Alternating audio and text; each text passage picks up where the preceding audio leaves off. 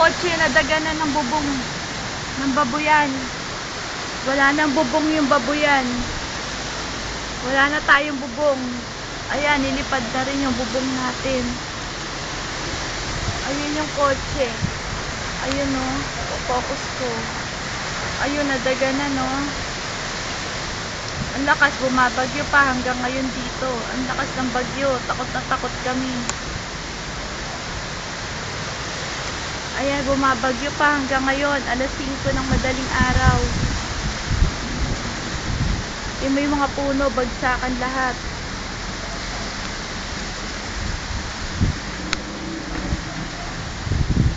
Ayan yung bubong.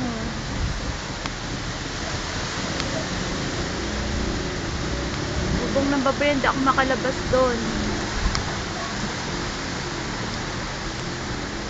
Ayan ang nangyari.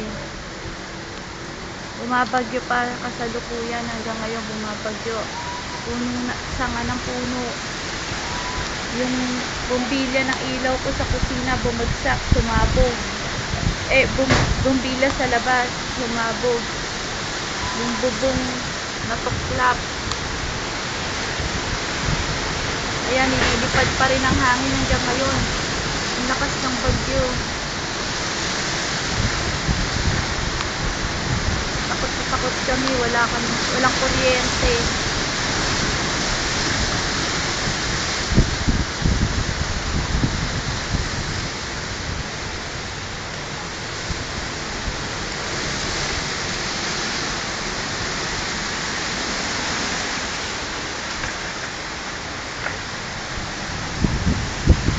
Bagsakan ng bubong ng kotse.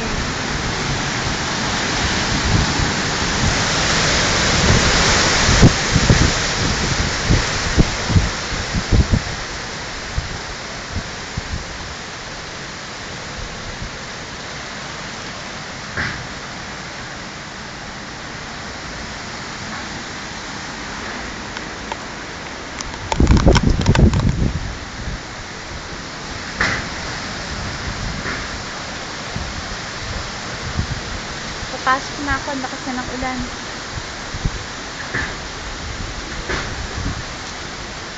Lahat ng mga bata nasa kwarto, ang bubong sa kusina umaalog na. Puno bumagsak.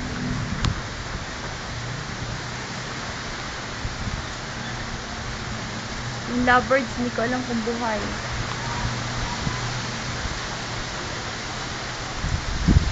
Problema ko ngayon yung kotse natin saka yung mga bubong dito.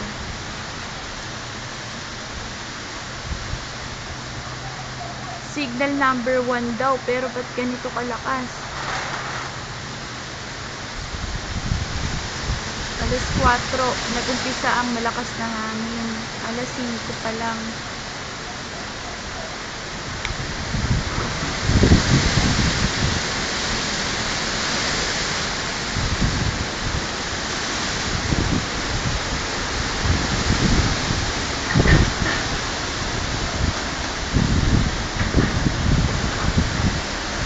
Kotse, kawawa.